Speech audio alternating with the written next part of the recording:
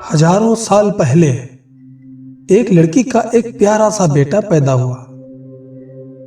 वो उसे बहुत प्यार करती थी। एक दिन वह बच्चा एक गड्ढे में गिर गया और मर गया। वो लड़की जैसे पागल हो गई। वो किसी कीमत पर अपने बेटे को वापस पाना चाहती थी।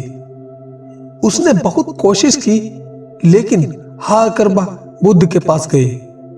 उसने कहा, भगवान, सबके दुख हरने वाले, क्या आपके पास मेरे बेटे को जिंदा करने की कोई दवा है? बुद्ध ने कहा, हाँ, मेरे पास इसका इलाज है, लेकिन इसके लिए मुझे एक बूटी चाहिए। उसने पूछा, कौन सी बूटी? मुझे बताओ, मैं अपने बेटे को ठीक करने के लिए कुछ भी ला सकती हूं। बुद्धा ने कहा, मुझे सरसों के बीज चाहिए, लेकिन ऐसे घर से लाने पड़ेंगे जहां कभी कोई बेटा या बाप या भाई कोई मरा ना हो। उसने कहा, ठीक है, और अपने बेटे को गोद में लिए निकल पड़ी। उसने जिस घर में पूछा, लोगों ने कहा, हाँ, सरसों के बीज हैं। लेकिन जब उसने पूछा, यहां कभी किसी की मौत तो नहीं हुई? तब लोगों का यही जवाब था, ये तुम क्या कह रही हो?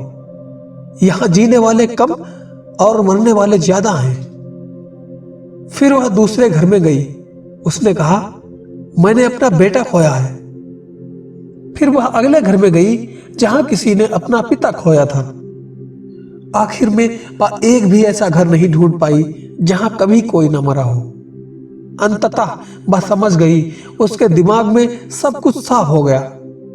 उसने अपने बेटे को जंगल में गाड़ दिया और बुद्ध के पास वापस आ गई। बुद्ध ने पूछा, क्या तुम्हें सरसों के बीज मिले?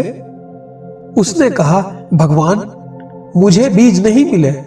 लोग कह रहे थे मरने वालों की संख्या जीवितों से ज्यादा है। तब बुद्धा ने प्रकृति का सबसे जरूरी सबक दिया, संसार में कुछ भी स्थिर नहीं है। ब्रह्मांड में हर चीज परिवर्तनशील है, कुछ भी स्थिर नहीं है। अगर हम इसे स्वीकार नहीं करते तो दुखी होते हैं।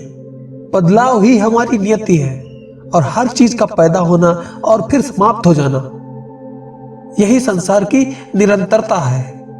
ना सुख स्थिर है और ना ही दुख। समय के साथ हर चीज परिवर्तित होती रहती है। आपके पास जो भी है उसका गलत फायदा ना उठाएं। कल नहीं होगा, तब किए का दंड मिलेगा।